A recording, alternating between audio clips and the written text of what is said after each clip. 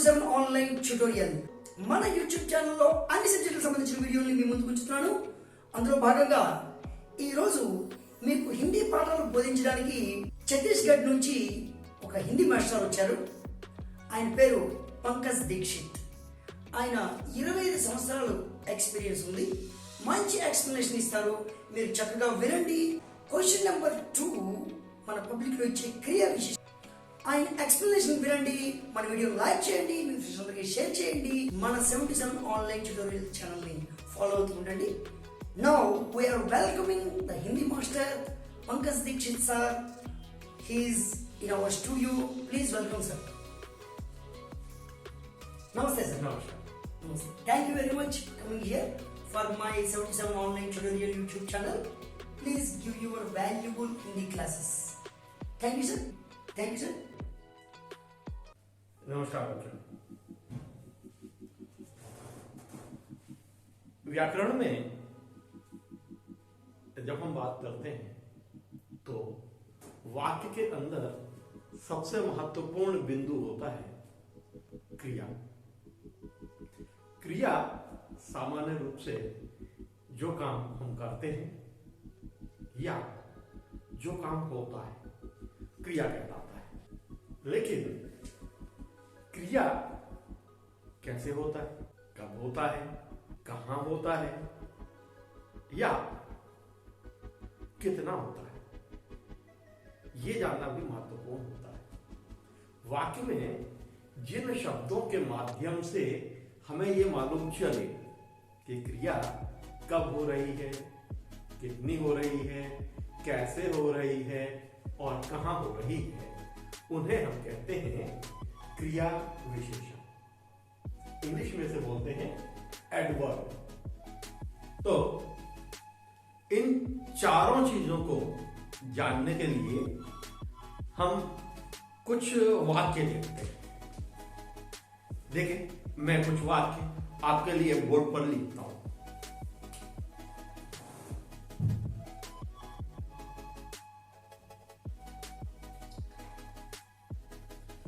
राम धीरे धीरे लिखता है। दूसरा वाक्य, राधा ऊपर बैठी है।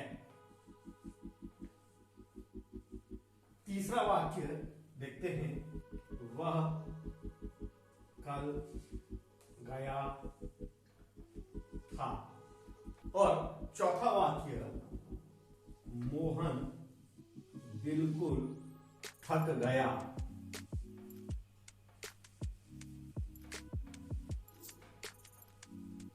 गया।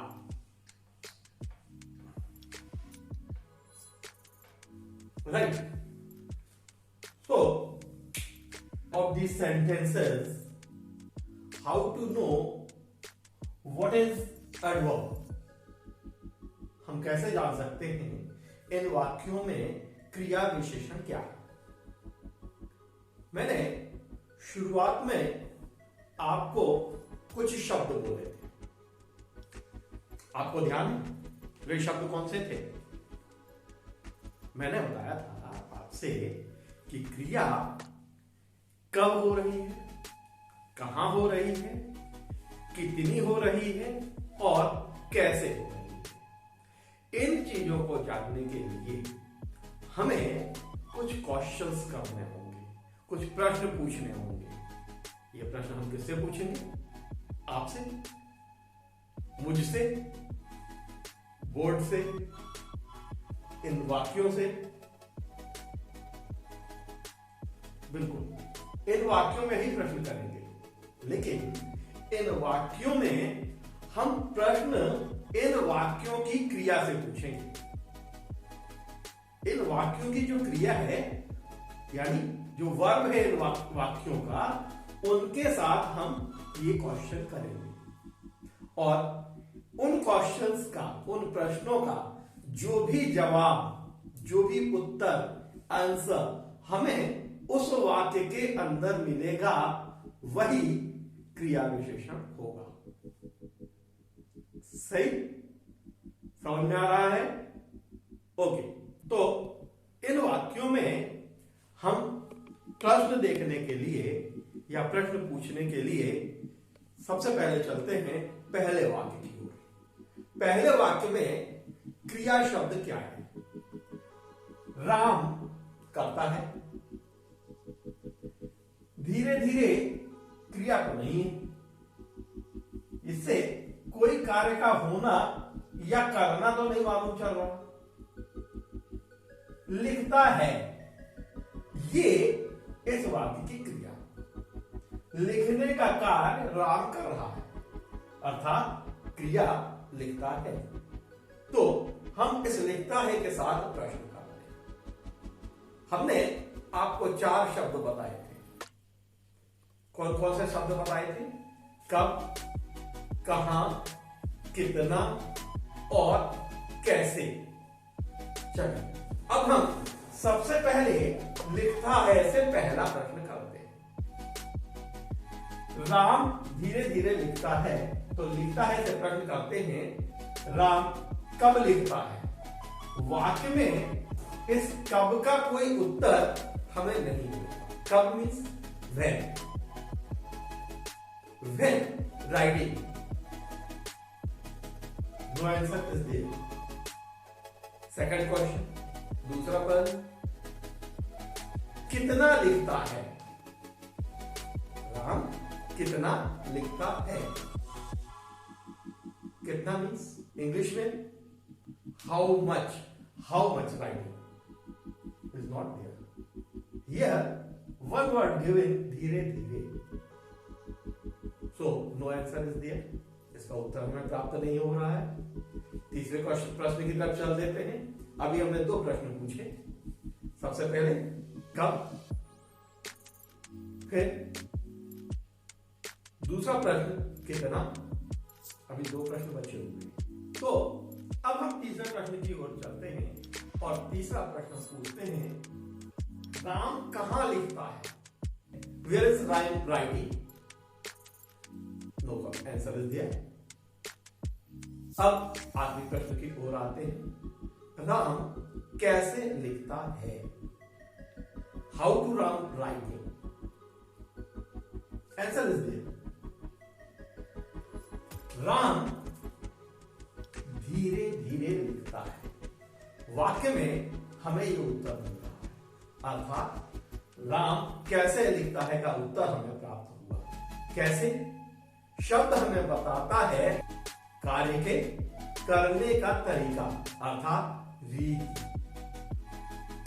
दूसरे वाक्य की ओर हम चलते हैं। दूसरे वाक्य में हम क्रिया को पहले ढूंढते हैं। तो सबसे पहले इसमें देखें क्रियावाचक शब्द क्या है? क्रिया शब्द है बैठी है। वाक्य का कर्ता क्या है? कौन है? राधा। प्रश्न पूछेंगे अपन क्रिया के साथ, कैसे बैठी है? कोई उत्तर नहीं मिल रहा है। कब बैठी है? कोई उत्तर नहीं मिल रहा है। फिर कितना बैठी है? इसका भी कोई उत्तर नहीं मिल रहा है। लेकिन जब हम पूछते हैं राधा कहां बैठी है, तब हमें उत्तर मिलता है राधा ऊपर बैठी है। तो ऊपर शब्द हमें बता रहा है कि राधा के बैठने का स्थान क्या है। क्या बताता है? राधा के बैठने का स्थान। बैठना क्रिया है, यहां पर उसका स्त्रीलिंग शब्द यहां पर प्रयोग हुआ है, क्योंकि राधा स्त्रीलिंग है। तो बैठी है क्रिया है, और ये क्रिया कहां पे हो रही है? ऊपर। क्लियर? नेक्स्ट, तो बैठने की क्रिया ऊपर हो रही है, इससे हमें पता क्या चलता है? इस क्रिया की स्थान संबंधी विशेषता का पता चलता है। बैठने की क्रिया के स्थान संबंधी विशेषता है ऊपर। जैसे कि हमने पहले वाक्य में देखा था कि लिखता है क्रिया कैसे हो रही है, यानी लिखता क्रिया की विशेषता क्या है, किस प्रकार से लिखता है, तरीके की बात हो रही है, तो धीरे धीरे। ये दोनों शब्द जो यहां पे आए, ये क्रिया की विशेषताएं बता रहे हैं। ये दोनों जो अंडरलाइन शब्द हैं, रेखांकित शब्द हैं, ये दोनों इन दोनों क्रियाओं की विशेषताएं बता रहे हैं। तीसरे शब्द वाक्य की ओर चलते हैं। तीसरा वाक्य है वह कल गया था। इस वाक्य में अगर हम देखें तो गया था क्या है, गया था क्रिया है, और ये क्रिया कब हो रही है। अगर इससे हम पूछे प्रश्न वह कब गया था, हमें तुरंत उत्तर मिलेगा, और तुरंत उत्तर क्या मिलेगा कि वह कल गया था। अर्थात यहां पे गया था क्रिया की विशेषता है समय से संबंधित कल। समय को हम बोलते हैं काल, बोलते हैं। तो ये यहां पे गया था क्रिया की कालवाचक विशेषता होगी। और अंतिम वाक्य में इसी प्रकार थक गया क्रिया है, और इसके साथ हम अगर प्रश्न पूछते हैं कितना थक गया, तो हमें उत्तर प्राप्त होता है बिल्कुल थक गया। क्या उत्तर प्राप्त होगा, बिल्कुल थक गया। अर्थात मोहन बिल्कुल थक गया। यहां पर बिल्कुल शब्द क्रिया की, थक गया क्रिया की विशेषता बता रहा है कि कितना थक गया। परिमाण रूपी, परिमाण नामक विशेषता बता रहा। परिमाण मीन्स क्वांटिटी। कितना थका, बिल्कुल थक गया। तो इस प्रकार धीरे धीरे, ऊपर, कल और बिल्कुल, ये चारों शब्द इन वाक्यों में क्रिया विशेषण शब्द हैं। धीरे धीरे रीति के बारे में बता रहा है, तरीके के बारे में बता रहा है, ऊपर स्थान के बारे में बता रहा है, कल समय के बारे में बता रहा है, और बिल्कुल परिमाण के बारे में बता रहा है। इस प्रकार अगर हम देखें तो क्रिया विशेषण के 4 भेद होते हैं, 4 प्रकार। तो अब हम आगे बढ़ते हैं क्रिया विशेषण के प्रकार की ओर। क्रिया विशेषण के कितने प्रकार होते हैं। प्रकार मीन्स टाइप्स। टाइप्स ऑफ क्रिया विशेषण means adverb. Types of adverbs. क्रिया विशेषण के जिस प्रकार अभी हमने देखा कि 4 प्रकार की विशेषताएं थी, उन्हीं के आधार पर क्रिया विशेषण के 4 प्रकार होते हैं। रीतिवाचक क्रिया विशेषण, दूसरा कालवाचक क्रिया विशेषण, तीसरा स्थानवाचक क्रिया विशेषण, और चौथा है परिमाणवाचक क्रिया विशेषण। हमने जो 4 प्रश्न किए थे, 4 प्रकार के शब्द थे, उनके आधार पर इन्हें देखिए। हमने कहा था, पहला वाक्य बोला था, राम धीरे धीरे लिखता है। धीरे धीरे तरीका बताता है, यानी कैसे लिखता है। तो रीतिवाचक क्रिया विशेषण के लिए हमें कैसे शब्द का ध्यान रखना होता है। ठीक। दूसरा है कालवाचक। समय के लिए हम प्रयोग करते हैं कब। तो आपने देखा कि रीतिवाचक के लिए हम कैसे शब्द का प्रयोग करते हैं। कैसे के लिए हम इंग्लिश में क्या शब्द यूज करते हैं, how to write, how to go. वैसे ही कालवाचक क्रिया विशेषण के लिए हम शब्द का प्रयोग करते हैं कब।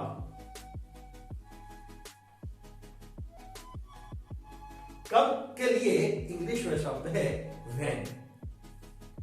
when they go। तीसरा है स्थानवाचक क्रिया विशेषण, स्थानवाचक के लिए हम प्रयोग करते हैं कहां,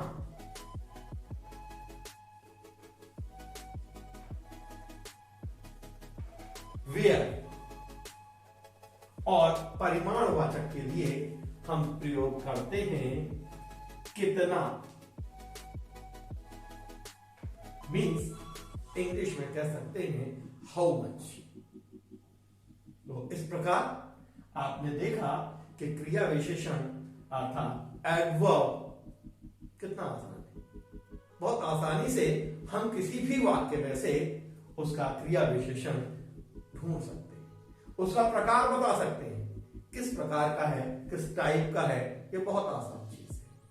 आइए तो कुछ शब्दों के साथ हम क्रिया विशेषण का एक बार रिवीजन करते हैं। जल्दी जल्दी मीन्स क्विक, तेजी से, फास्ट। ये दोनों चीजें हमें क्या बता रही हैं, क्रिया कैसे हो रही है। अर्थात ये दोनों क्रिया विशेषण, रीतिवाचक क्रिया विशेषण में प्रयोग होने वाले शब्द हैं। उसके बाद दूसरे हैं बाहर, मीन्स आउटसाइड, पीछे, बैक में। ये दोनों हमें क्या बताते हैं, जगह के बारे में बता रहे हैं, स्थान के बारे में बता रहे हैं। अर्थात ये दोनों स्थानवाचक क्रिया विशेषण के शब्द हुए। तीसरे में आते हैं हमेशा, फॉरएवर, कभी कभी, समटाइम। ये दोनों हमें क्या बता रहे हैं, समय के बारे में बता रहे हैं। अर्थात ये दोनों कालवाचक क्रिया विशेषण में प्रयोग होने वाले शब्द होंगे।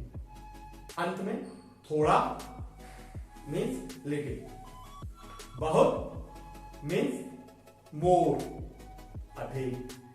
ये हमें क्या बताते हैं, क्वांटिटी के बारे में बता रहे हैं, परिमाण के बारे में बता रहे हैं। तो ये होंगे परिमाणवाचक क्रिया विशेषण। इस तरह आपने देखा कि क्रिया विशेषण के चारों प्रकार में किस तरह के शब्दों का प्रयोग हम करते हैं। अब तो आप आसानी से पहचान सकते हैं क्रिया विशेषण क्या होता है। तो इसके साथ ही हम आज का ये सेशन यहीं खत्म करते हैं। देखते रहिए, आप इस वीडियो को देखिए, पूरा देखिए, और अपने पब्लिक एग्जाम के लिए, बोर्ड परीक्षा के लिए क्वेश्चन नंबर 2 में आए हुए क्रिया विशेषण संबंधित प्रश्नों के सही उत्तर दीजिए और अपने मार्क्स को अपग्रेड कीजिए। पूरा देखिए, पसंद आए लाइक कीजिए और दूसरों को भी सजेस्ट कीजिए वो हमारा ये वीडियो देखें। All the best, keep it up. Thank you.